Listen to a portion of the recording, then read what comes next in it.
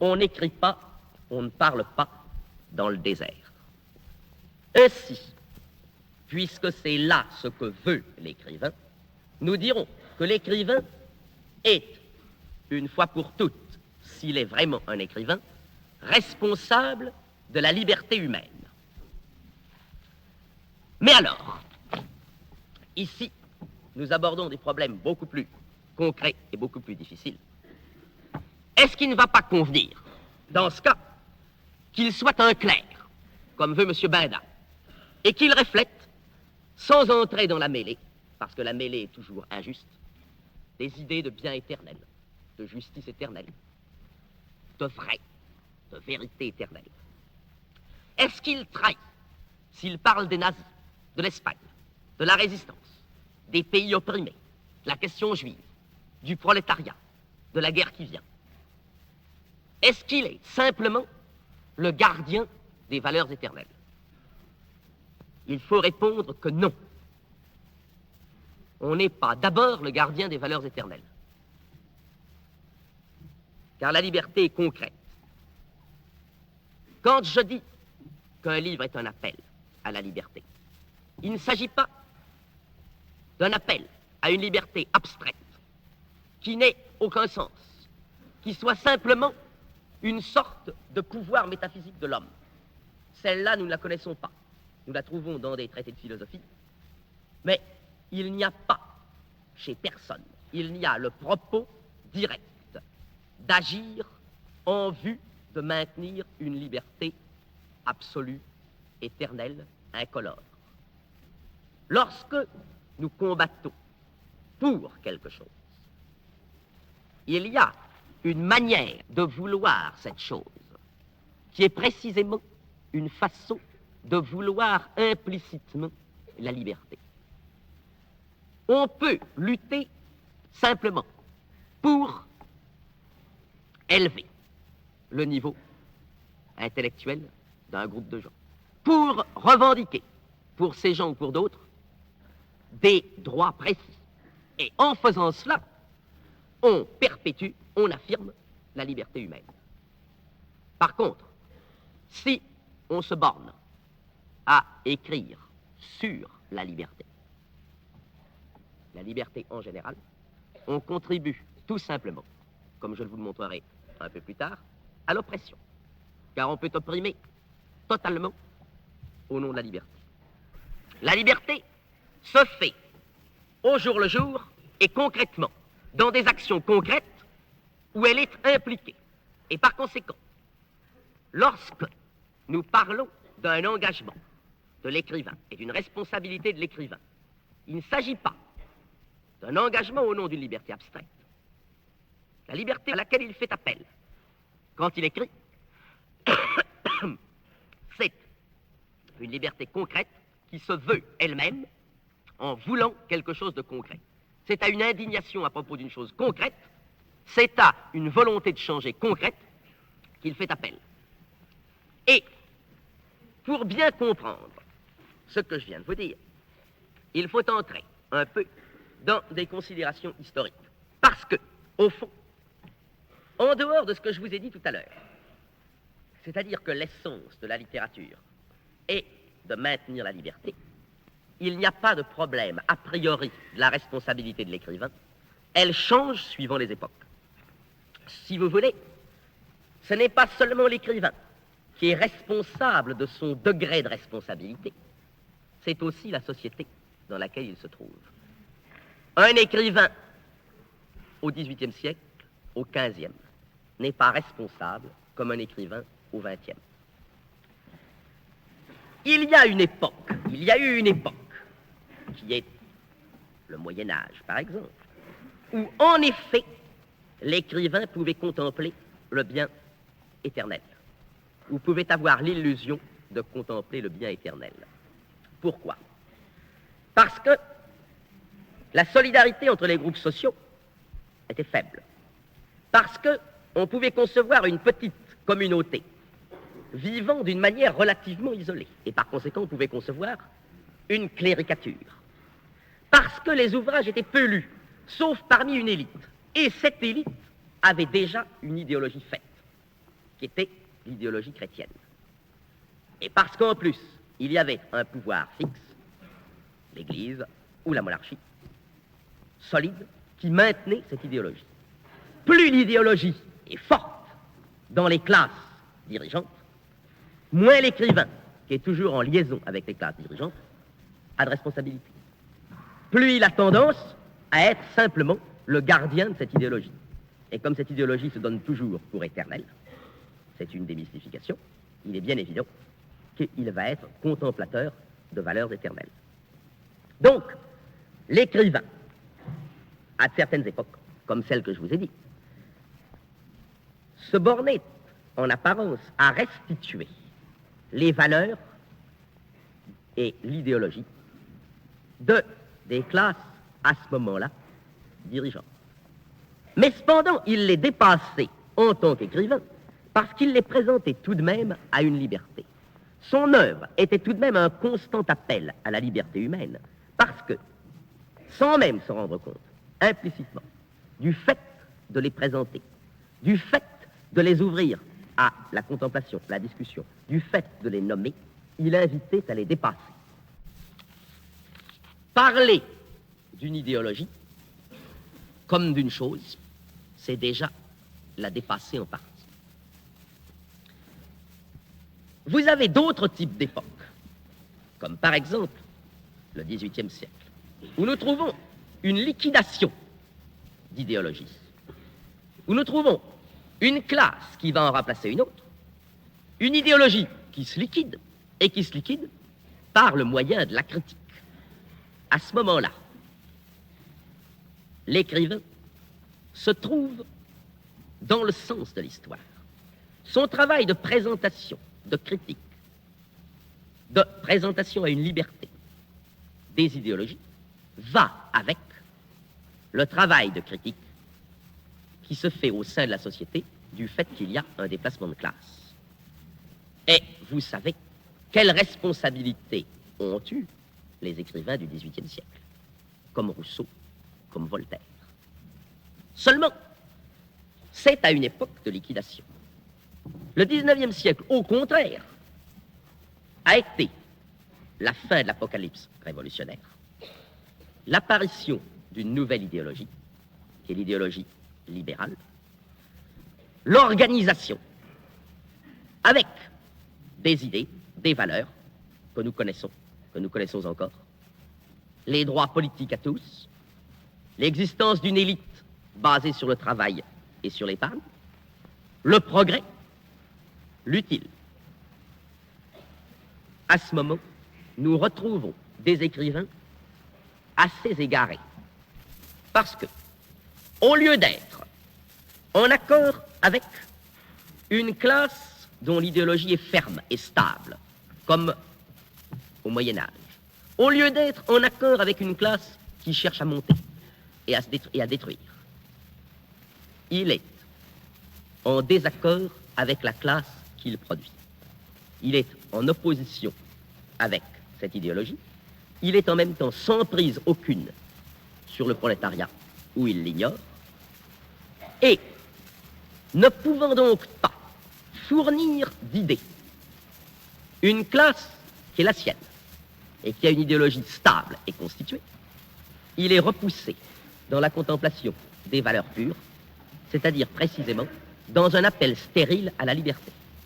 En appeler à la liberté, sans que ce soit pour changer, simplement pour qu'elle jouisse un moment d'elle-même, en présence d'une œuvre belle, ça s'appelle l'art pour l'art.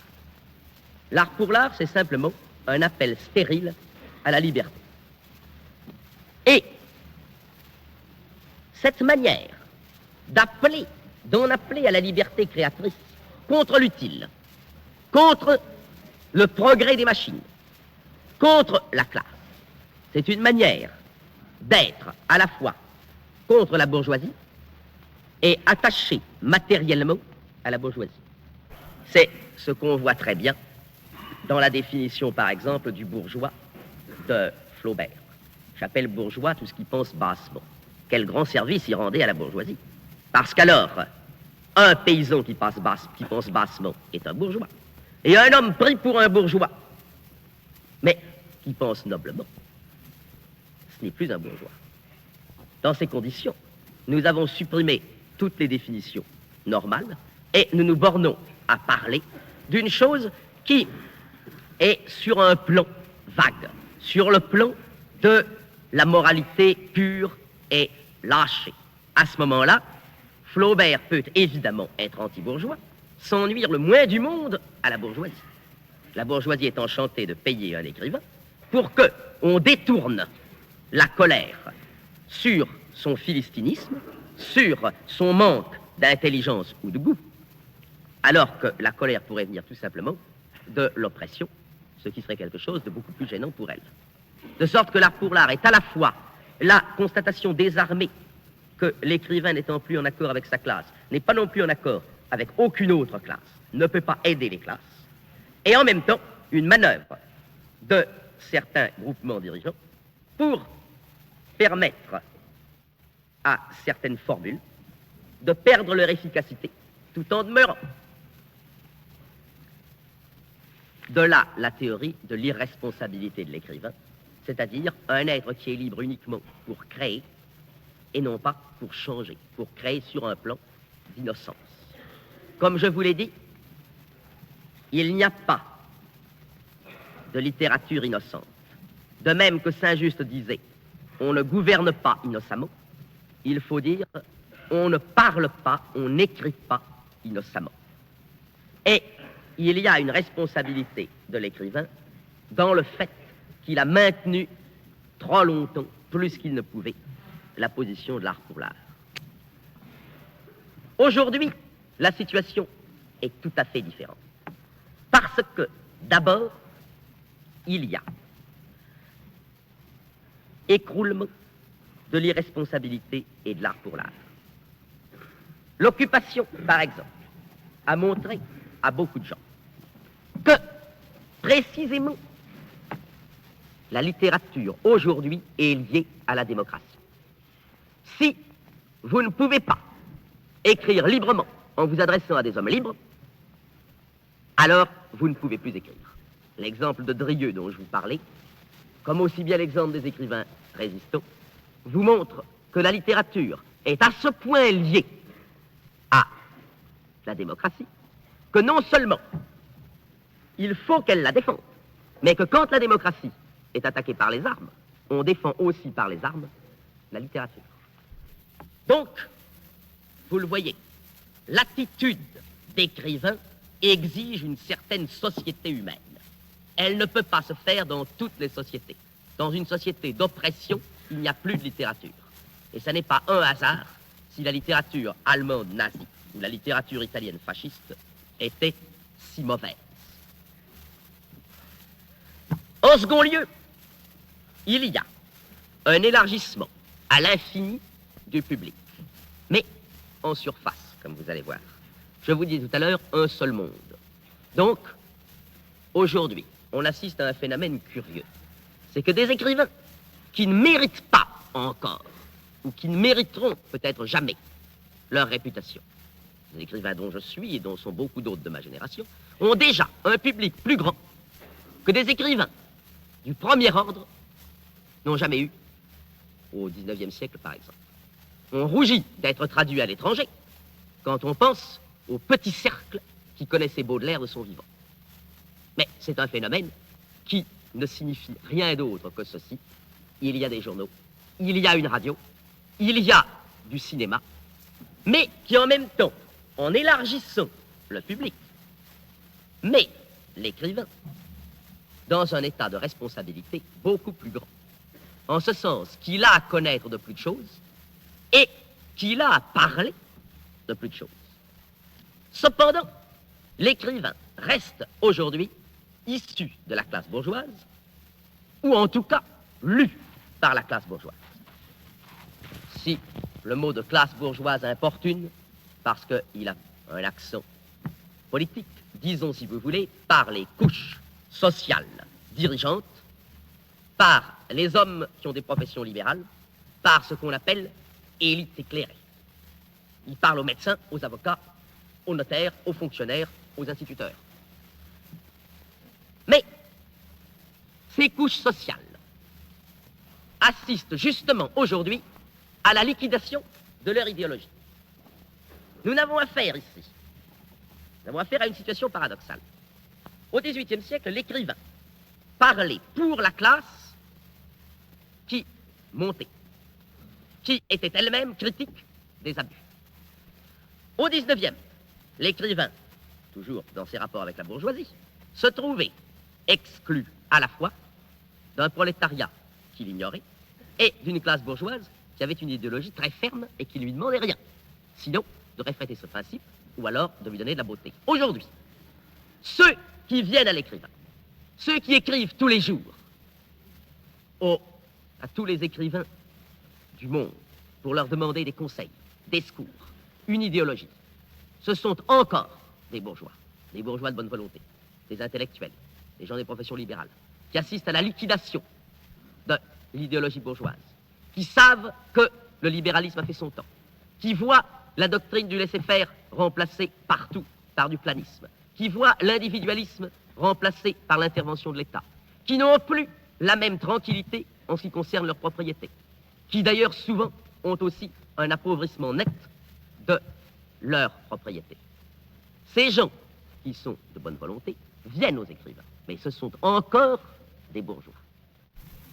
De sorte que nous avons une première chose, son public, le public de l'écrivain, mais, qu'il le veuille ou non, l'écrivain dans une première position, qui est celle-ci, refaire une idéologie. Refaire une idéologie, mais pour une classe, ou pour un ensemble de gens, si vous voulez, qui précisément ont liquidé la leur, ou sont en train de la liquider, et qui sont encore des classes dirigeantes. Cependant, il n'atteint pas, et moins que jamais peut-être, la partie la plus importante des communautés nationales, paysans et ouvriers. Il ne les atteint pas, d'abord, parce qu'il ne les a jamais atteints, mais ensuite, pour une raison curieuse qui est exactement celle pourquoi il ne mordait pas sur la bourgeoisie du XIXe siècle. Il ne les atteint pas, parce que les plus agissants, les plus éclairés d'entre eux, ont une idéologie constituée. La société ouvrière s'est organisée en société close, elle a une idéologie de combat, déterminisme, matérialisme. À l'intérieur de la société ouvrière, il y a des gens qui sont souvent des militants courageux et qui assument la fonction d'écrivains. Mais, comme précisément, ils servent une idéologie qui nie la liberté. Ce ne sont pas des écrivains, ce sont des propagandistes. L'écrivain, dans la mesure où il postule et exige la liberté, se trouve précisément exclu d'une partie de la société qui, comme idéologie de combat et de libération, a une doctrine qui nie la liberté. L'écrivain ne peut pas, en tant qu'il est écrivain et qu'il exige la liberté, ne peut pas fournir d'idéologie à la classe dirigeante ou à n'importe qui, si ce n'est pas une idéologie qui exige la libération des gens qui demeurent encore opprimés. Et d'un autre côté, il ne peut pas s'adresser à ceux dont précisément il souhaite la libération, à moins qu'il n'entre dans un parti et qu'il n'agisse à titre de membre du parti en devenant propagandiste, en acceptant que son art devienne de la propagande, donc en réclamant la mort de la littérature et en cessant d'être écrivain.